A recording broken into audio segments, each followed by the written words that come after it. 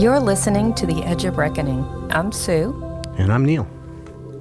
And this is a podcast about navigating life's turning points with awareness, honesty, and heart.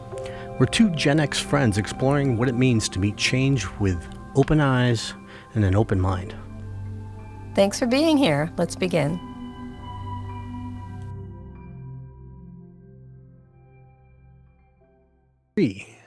Today we're going to talk about the disruption, the actual moment of reckoning.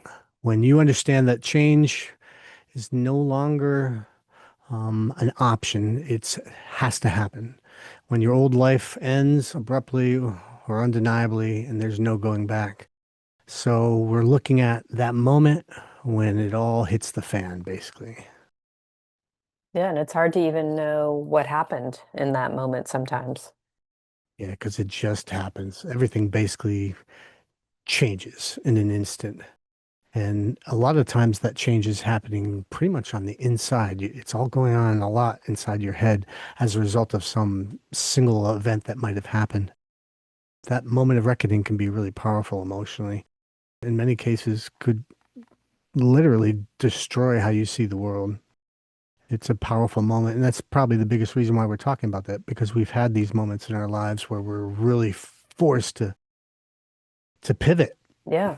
I remember when left my teaching career, and I left pretty abruptly because I was very unhappy, that I was started looking for answers, and those answers were not being revealed to me in the earliest stages because I was in this state of pain. And that moment is really what we're talking about.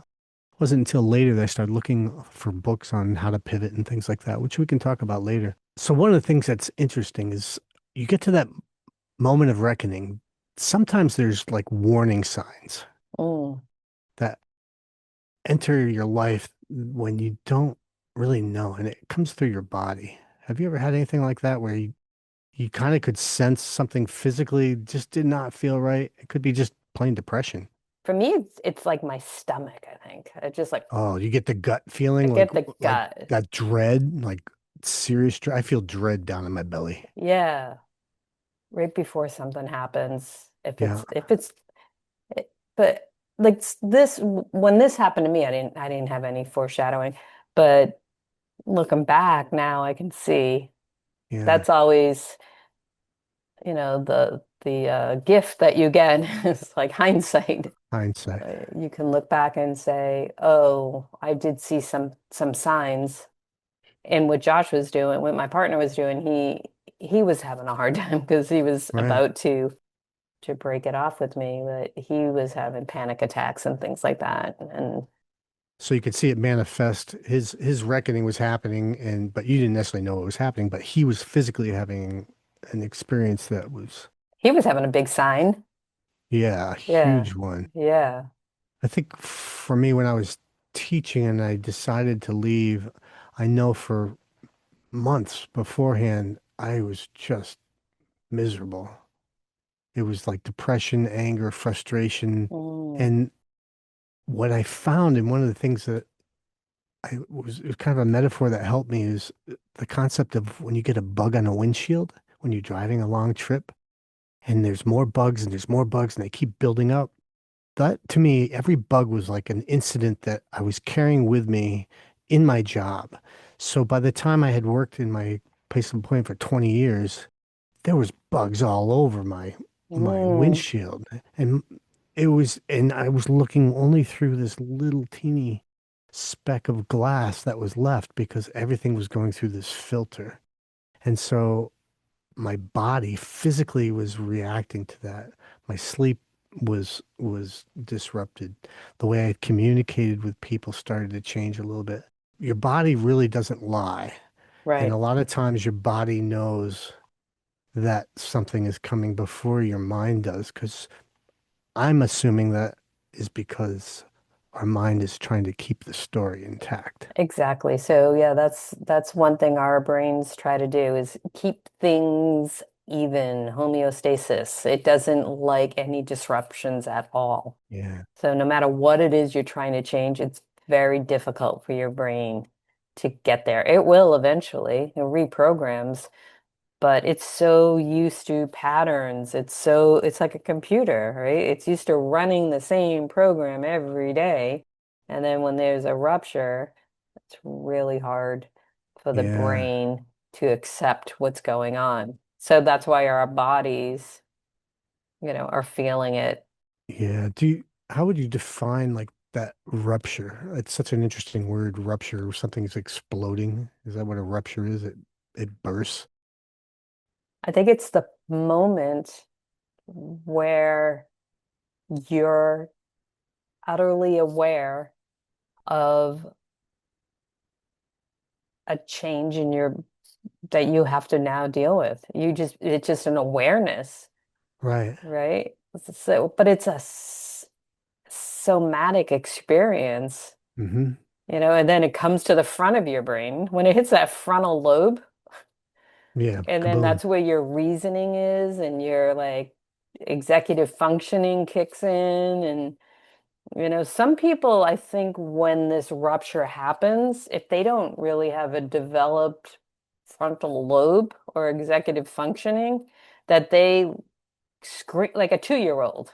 They scream and Mm, they physically lash out. Because we talked about this before, like when you said, when you're 7 and someone takes your pen from you, your sister like grabs something from you, you're going to react a lot differently then than you do now. right. And as you get older, we think we have the answers, and so we don't give the same kind of, I think, the mental exercise to know how our mind works well enough to be able to avoid those things. We learn over time how to avoid those kind of painful moments. But there's really needs to be training for that too, I think, in order to reduce suffering in the long run. But these ruptures happen for a variety of reasons. If you're listening to this, maybe you've gone through a divorce, or maybe you lost a job, or maybe you have an ailment or some diagnosis that you're not ready to accept. These are things that are can be very unsettling for people. They're undeniable disruptions that basically change your sense of reality and control of your own identity. It in your nervous system gets dysregulated. It's really it hits your nervous system at a level of like a spark, Hmm. I think, or so, I don't know how to describe it in words, Yeah, but you're that right. pulsation that's going through your body, it's disrupting. It's a Well, I think disruptor, right? The rupture is in that word, I guess. So, it's like when you lose power and then it comes back on. It's like a surge in your system. And then what do you do with that? Like, how does your body process it? I think basically most people will default to system one thinking, or that automatic pilot is like, what's the reaction? And usually it's going to be, I have this feeling and it has to stop and you want it to go away. And so your brain kicks in, the default mode network. You start hyper talking in your brain, like endless words to try to solve or justify why the thing that's happening to you is happening, right? And then your body reacts in a way of there's anxiety, there's insomnia, there's all these other ways that your body starts handling it. Your back could start hurting.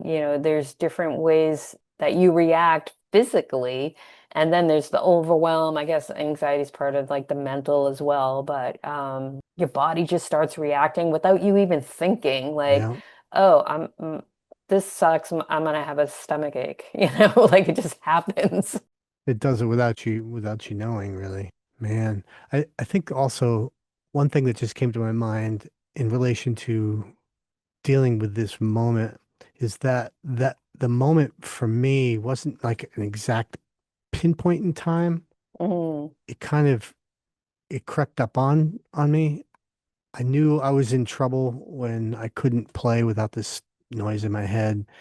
And it wasn't really until I was sitting on the couch, like a few days into to understanding I had this problem, and I was listening to a piece of music and I couldn't hear it anymore the way I used to. And that just blew me away. And I think that was probably my moment of reckoning where I was like, wow, I'm never going to hear music the way I have been all my life. And I was a puddle. My mother, my wife were just like staring at me as I was writhing, basically in incredible pain in my heart.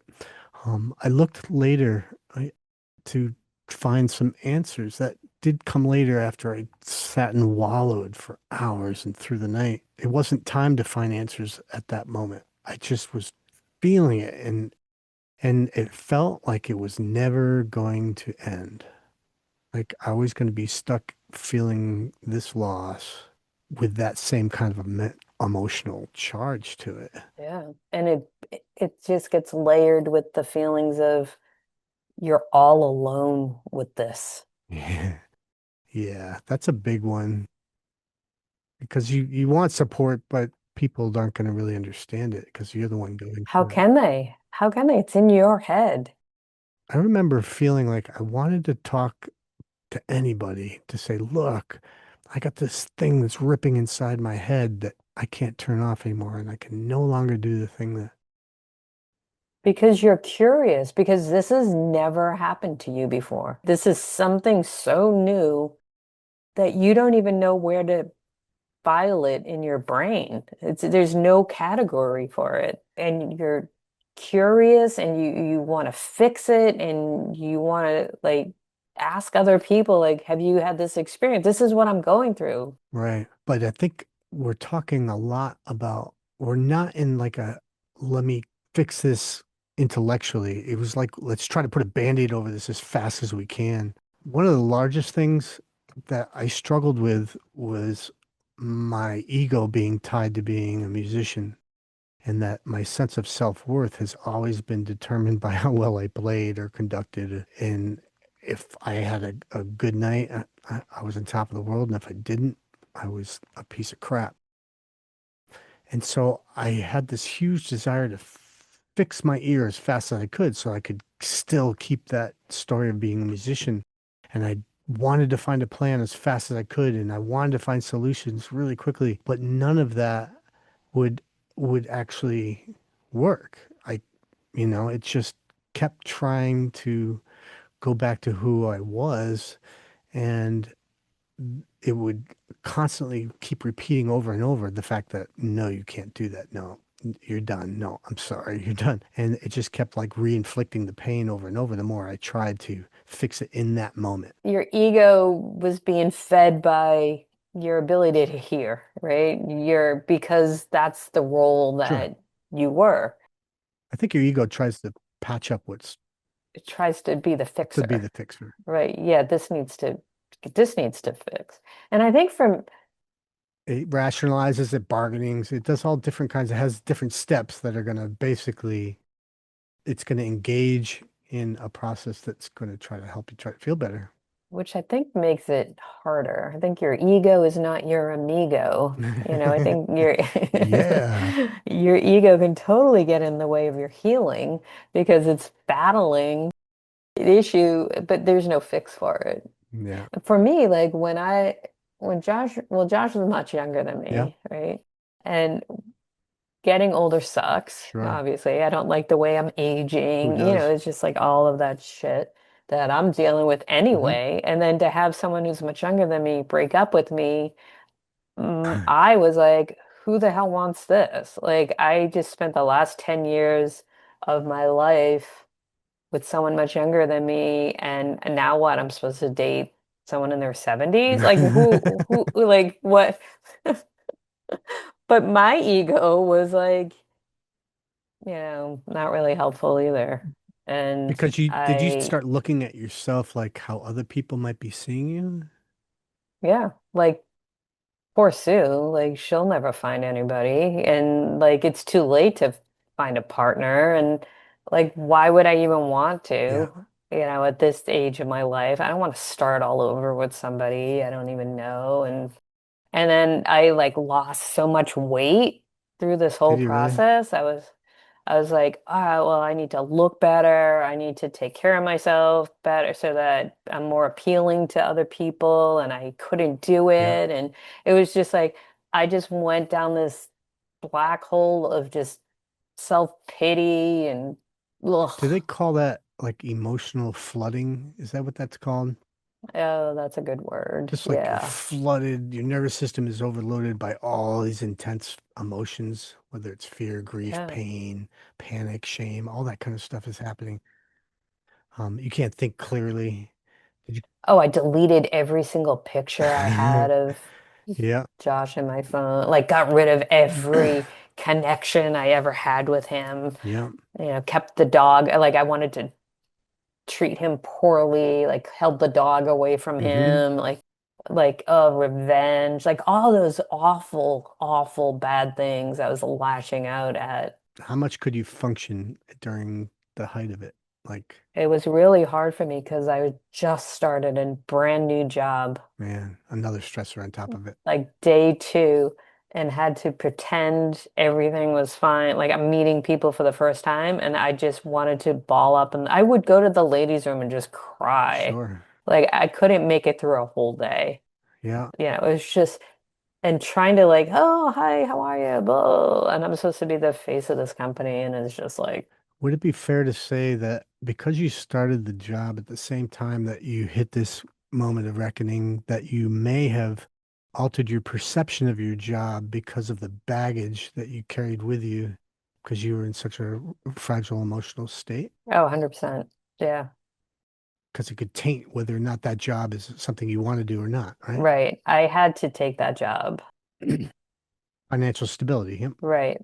If I didn't have that job offer, Josh probably wouldn't have split up with me at that moment, which is interesting. Hmm. And also, if he had split up with me and I didn't have the job, I Hmm. probably would have had to have left California. So I would have had a Right. bigger move Right. because there's no way I could afford living here Sure. Because you had to without a find a new job. apartment and all that sort of stuff. Yeah. Yep. So there was so many different layers to like Yeah. this rupture because I was like all of a sudden like, oh, I'm starting a new job and now I have to move and I had to pack my bags and then I hurt my back and then I like Uh, all this like physical pain. So there were so many things to deal with and it was just hard to really organize my brain into like what do I deal with first? Yeah. Did you find that like you started adding other things to your list of misery?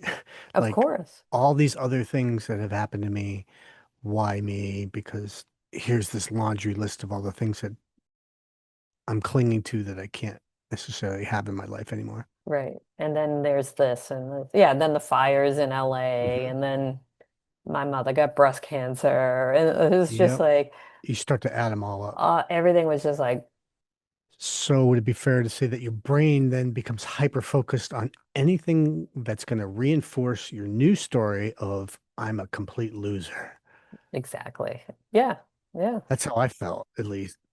I had my laundry list between my job, leaving my job, my family, my sister, all these things that were challenging me in my life. I just would add them all up and it was like adding fuel to my pity party. Right.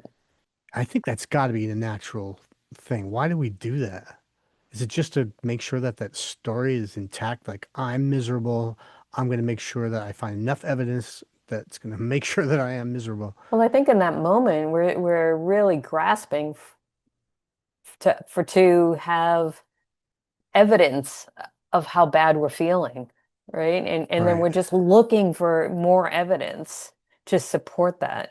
Otherwise, we're living in some weird delusion.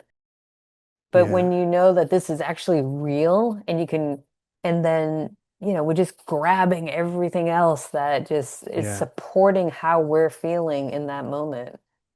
It makes me think of this remix I did by a song by Laurie Anderson where it's all about trying to gain control and you think you're going to get control back, but in reality, it's completely out of control. No matter You what. should check this out. Okay. No problem. And on these shows, the shows that try to solve your problems, the big question is always, How can I get control? How can I take control? But don't forget, this is a question for the regular viewer. The person who's barely getting by. The person who's watching shows about people with problems. A person with problems. So when experts say, let's get to the root of the problem. Let's take control of the problem. Because if you take control of the problem, you can solve the problem. Often this doesn't work at all because the situation is completely out of control. Isn't that nuts? It's It's just a perfect. fun project I It's did. so cool. I don't know what happens after this kind of like moment when you've just gone through your greatest wallowing of your life. What comes next?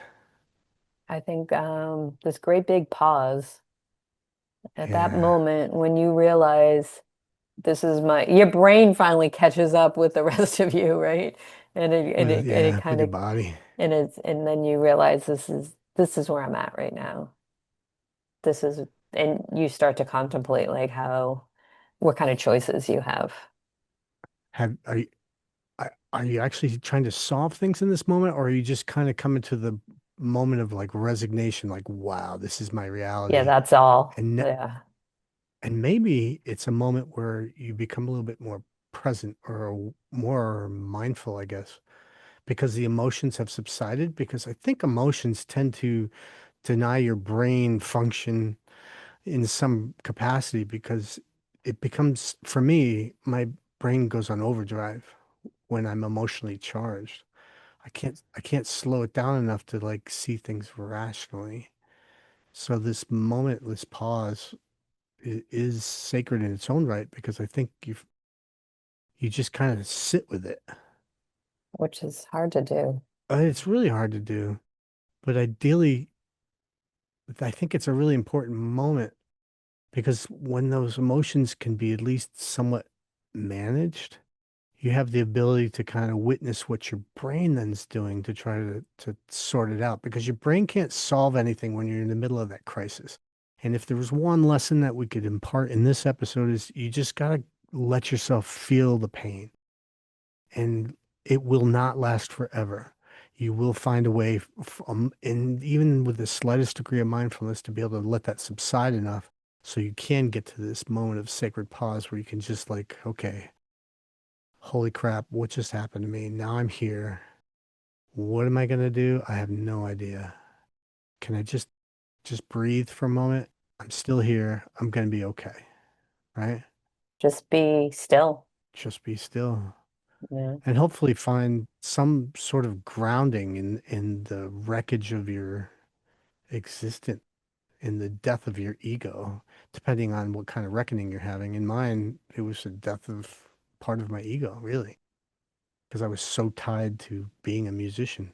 It defined everything I did. This is where you start to just kind of have more compassion for yourself, right? Find that grace and compassion, which is so hard to do nowadays. I feel like we're in a world where it goes against being still, and it's hard to slow ourselves down. But when you can be in that moment and find some compassion for yourself, Yeah. that's when I think the healing starts in that moment. It also interrupts your panic and your grief or the numbness when you can start to ground yourself, doesn't it? I really miss like having that grounding feeling I used to get when I was in nature or going to the ocean. You Hmm. were at the ocean recently, Right. and I think that you had a grounding experience there. Completely. Like that was so therapeutic, I think, for you. A lot of it was because the white noise of the ocean drowned it out all the noise in my head. So I could sit there. It was the first time I could sit for long periods of time and my brain would go somewhere else. That's the beauty of what I'm going through, and there is beauty in it, is the enlightenment that's happening as a result of losing a part of myself, if that makes any sense. You lost a part of yourself, but I think it opened up for you the opportunity to find those parts of you that we're still there. They're still there. They're still important that we're like striving to, it's almost like seedlings Hmm. that maybe got covered up by your ego and your identity and the things that you're doing. But once you sit in that stillness and you get grounded, I think that's when the healing in different parts of you can start to grow. Yeah. I started meditating in the right around this part of the phases, if you will, or the journey of the reckoning. I had stumbled upon some readings that kind of inspired me a little bit. And I remember vividly just trying to remember or meditate on the concept that I'm still here. I'm still the same person. That I whatever that means. I'm inside this body. I'm still breathing. And ultimately, I came to the realization that I had a choice of how I was going to emotionally react to this moving forward. But I wasn't there right at the point of reckoning. It was right after I got into this that sacred pause moment and things started to settle down with my emotional content that I could get my brain to start saying, "You're okay. You're going to be okay. There's so much out there in this world." And a lot of times, if somebody said that to me, I'd want to punch them in the face. Right. You had to say to yourself. But I honestly felt it because I'm like, I have a choice. I can sit here and replay all the things that I've lost every day. Or I could just say, what else is out there then? If I can't do that, or if I have this deficiency, or if this person's not in my life anymore, what are the new things that could possibly happen? That's kind of moving into what our next episode will probably be dealing with a little bit on some levels. But this grounding thing that we talk about is really an important part of it. Are there certain things that you think we could do after we've like just lost it, we've been in this emotional morass and we're coming out of it, we've got to this pause. How can we then further increase that grounding? Get any ideas for that? I like the physically putting your hand on your chest, on your heart, naming the emotion, naming the pain, Yeah. it Hmm. brings it to a heightened level of consciousness, and it kind of separates Right. it from being in your head and being abstract, I think. Makes it more of a concrete type of feeling. Naming what's true. I'm over, I'm lost. That's important. It's almost like a mantra, when you can name, But that's so hard to do. oh, I who can't, wants to? it's so hard for Yeah. me. I'm no longer a trumpet player. I'm no longer a conductor. Those are harsh freaking realities, but they're the truth. And there's an acceptance to it. There's another little subtle thing that I'd like to bring up is like when you start to say like have these truths, like I can no longer play my horn. I'm no longer a trumpet player. I share that with somebody I know. Every time I have said that to somebody, they have this other reaction like, "Oh no, that's not they can't accept it. Mm, They can't necessarily understand it because they don't know all of what I'm going through." Which then led me to have experiences where when I would share something along the way with people as I was going through each phase, if I shared, for example, like with my mother when I'm totally losing it, right? And she sees me like writhing on the couch. She goes away. She doesn't see me for another day, right? She still thinks I'm in that mindset. The next day, I might have been moving towards that peaceful place, but she still thinks I'm mm. totally a nutso, like losing my emotional control. And so I've been really struggling with how much to share with people and how much to just kind of ride it and trust the fact that there will be a time to share it with people. But I really struggled with that part of looking for help and support, only to really find that the only help and support I was going to get was by learning how to change the way I looked at things.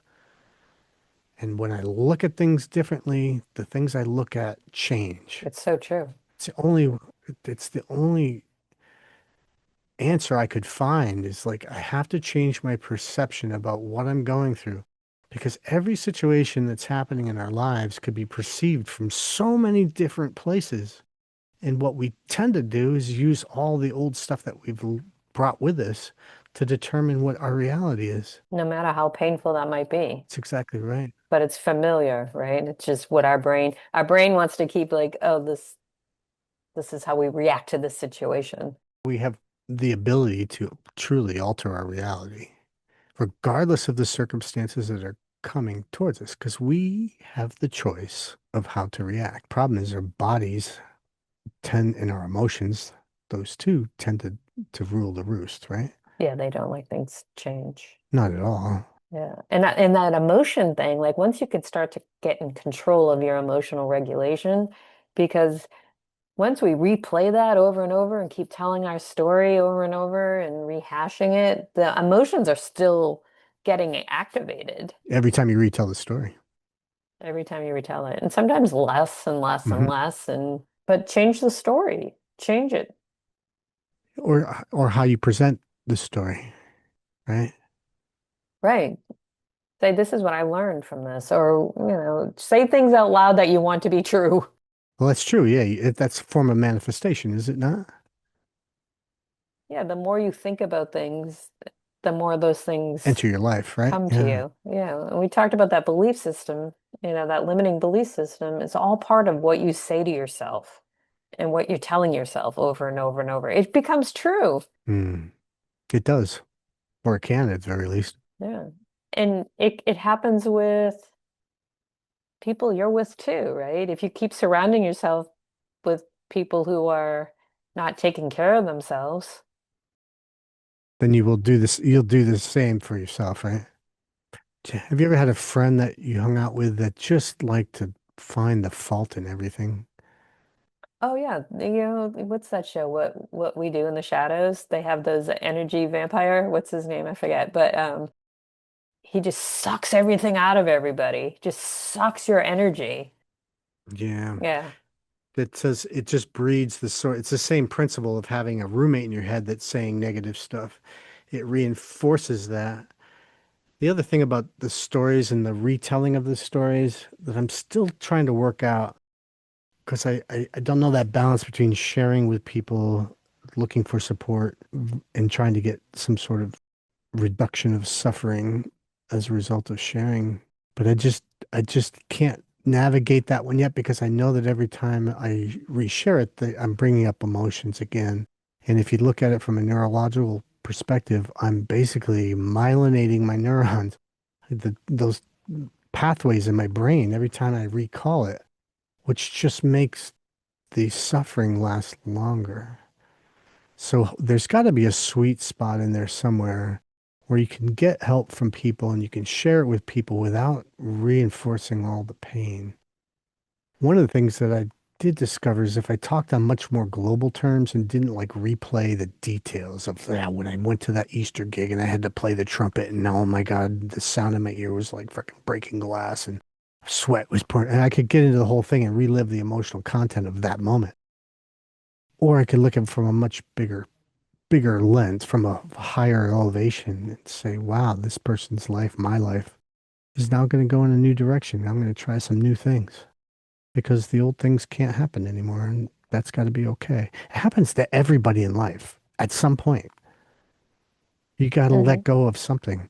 And a lot of it has to do with health. I Absolutely. can't walk anymore because I have problems with my legs or my circulation or what it could be anything. And so we're going to be faced with limitations Hmm. throughout our lives, but how we choose to react to that, we have a degree of control over that, or management, I should say, if we take the time to learn how our mind actually is processing all this stuff. So we've been really talking about the moment of Yeah. disruption, right? And it's important for people to understand that that is not where the healing really happens.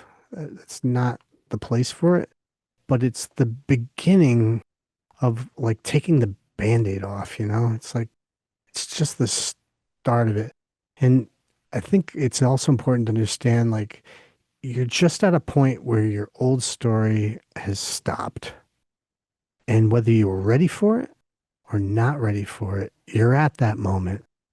Take that moment and go sit someplace where you can contemplate and just feel like crap and let yourself feel it and then breathe through it and realize it's just an emotion.